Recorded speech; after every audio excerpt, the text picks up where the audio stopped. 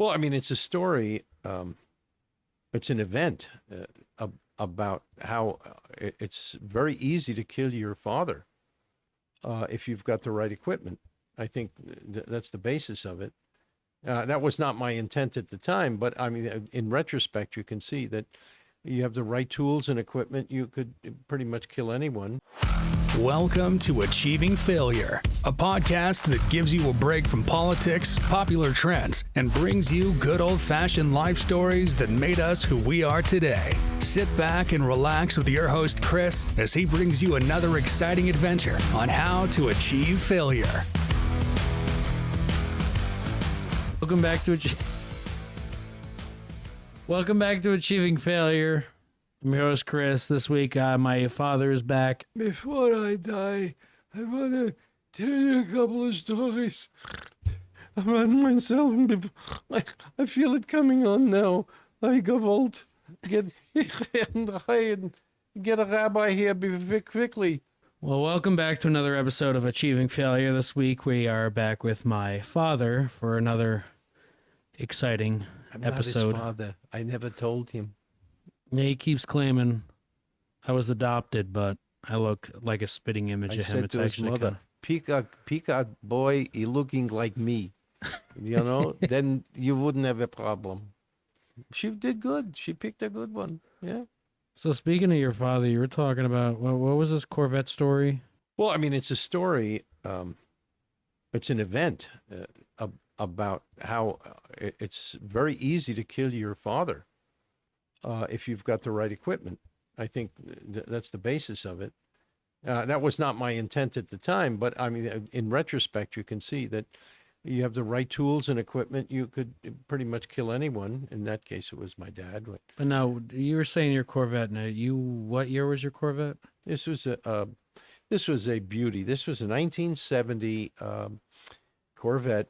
This was a 350. This was, a high torque rear end and horsepower per cubic inch.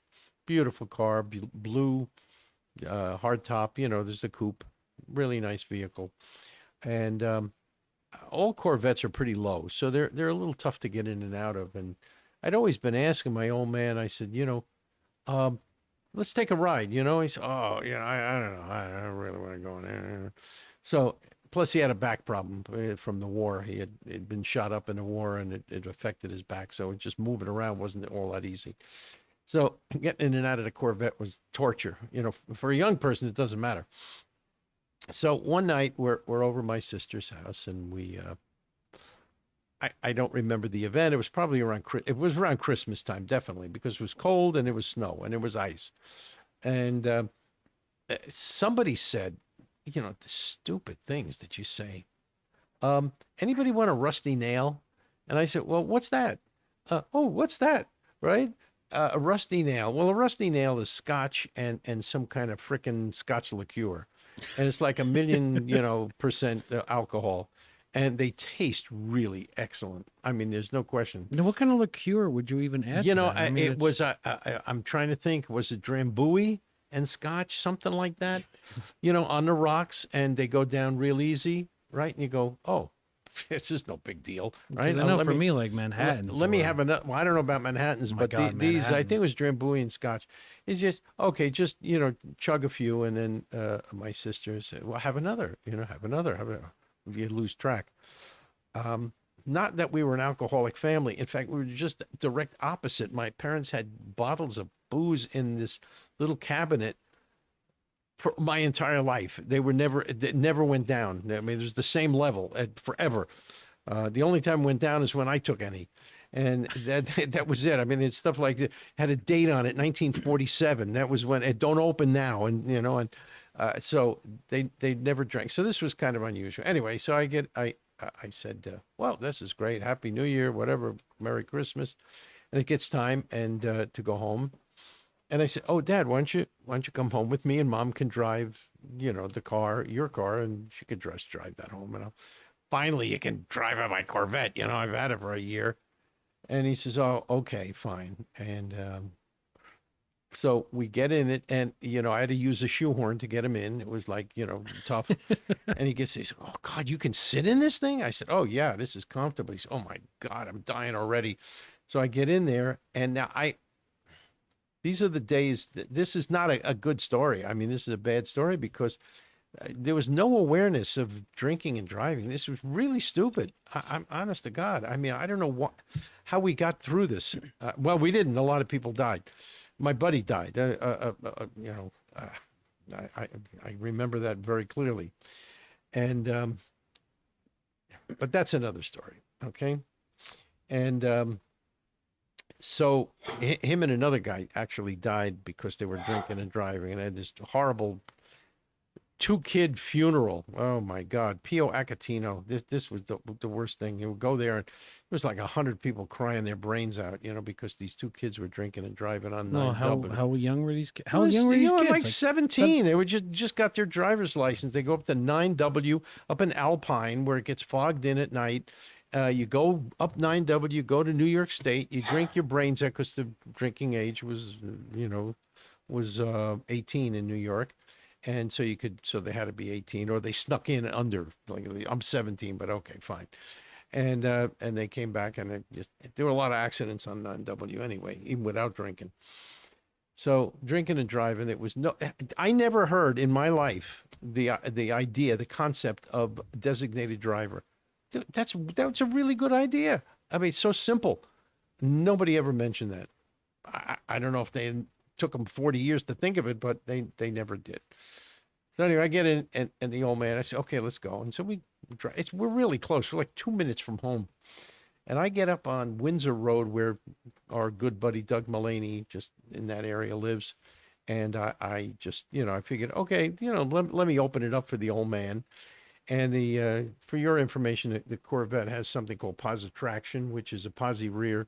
So you don't lose traction if you hit a piece of ice, okay? Well, the problem is, if you do hit a piece of ice, there's another problem, and that you can literally launch yourself out of control if you're doing a high speed, which I was doing pretty high speed.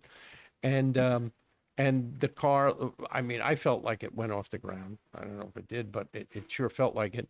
And there's a patch of wooded area, and we landed in that wooded area. We landed, and we plopped into that area facing the street. And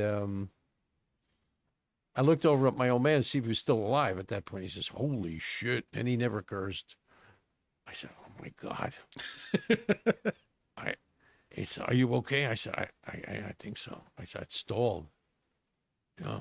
Well, what are we going to do?" I said, "Let me see if it starts up." Beautiful. Car starts up nice. And I just ease it into first, and I let the clutch out slowly. And I don't know, God was with me, because we rocked back and forth, and we got out of that mess, out onto the street, and knowing full well that the rear end of that car was smashed in, and the fiberglass was damaged beyond repair. And I said, "Let's get home. Let's just get home." "Okay, all right, we'll get home." We go home, and I parked the car, and I never looked at it. I just parked it in the driveway. I said, "Let's go inside." The next morning I get up. Obviously, there was a slight headache involved, like for the whole next week. And I go outside, and I said, "I got to go look at the car." He says, "Yeah, you better look at the car." I said, "Oh, shit. Oh, God, I just got it, like Corvette." I go out there. Nothing. Absolutely nothing. There was like a little piece of grass on the bumper. I'm looking. I said, maybe I tore out the muffler or something. Nothing happened. Nothing happened to this car. I mean, to this day, I think it's a true miracle, because you can't spin around like that, land in the woods, and then come out of it and not have something damaged to the car. And we hit because we stopped. And I go, "Dad," he says, I don't get it either. I don't know. The whole thing should be smashed in. I don't even know how we got home. Right? I said, "Oh my God." He says, "All right. So what did we learn?" I said, "I'm not going to drink it. It's my sister's fault. She shouldn't have given us those drinks." But Yeah, for sure. My old man never was in that Corvette again. That was the last time. There was no need. There was absolutely no need for that. Well, that was me explaining before when I was having my old town car, that the maroon one. The maroon one was mine. Yeah, so that was the maroon one that I inherited. And this is back when I was living in Ringwood, and we're kind of talking about it earlier, and I was driving with my friend, and it was one of those, we're driving down Wanacue Boulevard past the dam, and for whatever reason, I'm fidgeting with my phone. I'm fidgeting with my watch. I don't know, we don't have a phone back then. Fidgeting with my watch, and I'm looking, and in that particular car, we had the bucket seats. So he and I are looking down, we're fidgeting with this thing, and then I hear this boom. And I go, what the hell was that? Did you run over somebody? And we're looking around. I'm just continually driving, and I was like, what the hell was that? And I look, and my side mirror is pushed in. And it wound up being on Wanacue Boulevard. Is it Wanacue Boulevard? Wanacue Ave. Yeah, Wanacue Ave, right by that church, by the dam. There's a telephone pole that almost sticks into the road, about like 2 inches around that little bend by the gas station. It sticks out, yeah. Just enough that I was able to clip the side mirror with that town car and just kept driving. Did you break the mirror? Or the mirror? I think I bent it in. But that's it. I mean, you could snap it back. No, but I mean, like, no scratches down the side of the car or anything. And you're talking about 3 inches from driving head on into a telephone pole by not even paying attention. So you could claim that side view mirror was like early technology for collision avoidance. Yeah. Yeah, it's like an early version of that. Now, I clipped the mirror. That means turn left. Now, I don't know if you actually ever heard this story. My girlfriend at the time, way back when she drove she had a Nissan, it was a Nissan station wagon. Who was this? Largine. And she was allowed to drive? Yeah. Female? Yeah. Wow. I know, surprise, right? Yeah, talking about that coming family. Straight out of a Muslim country. Wow. But she was on her way to school. Your judgy, whatever. You put that on. You can drive anything. A tractor. Yes, you should be driving a tractor. That's okay. Okay. She was driving. Her sister was in the passenger seat, and they were arguing because at that particular time, she was smoking, and her sister was yelling at her, "You shouldn't smoke," blah blah blah. And there was they were arguing and got distracted, and she drove straight into a telephone pole, head on into a telephone pole. Oh, she was in the hospital or something, yeah. wasn't she? And what wound up happening was, of course, she was not wearing her seatbelt. Oh, yeah. And she left, I think she left like 4 teeth in the steering wheel. Whoa. I didn't realize it was that bad. severe. Yeah, she bent the steering wheel and broke her teeth off in the steering wheel. And I believe her sister like hit the windshield or hit the dashboard.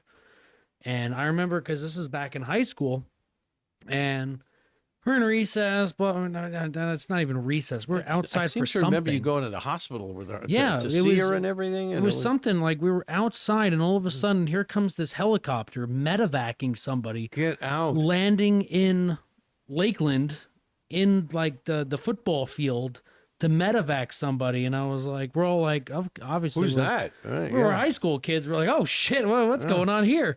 And next thing I know is I see her getting transported from an ambulance from a helicopter into an ambulance, and I'm going,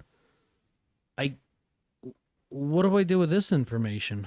Wow. So here I am. I don't remember that part of the story. Yeah, I do remember her being hurt, but I didn't know that you witnessed her helicopter. Yeah, I was there when I witnessed her getting swapped from the helicopter to the ambulance and whisked off to whatever hotel or not. Oh my God, hotel? Whatever hotel. How about hospital? Would the is that a better most word? luxurious way to travel from a hotel to a limousine on a stretcher.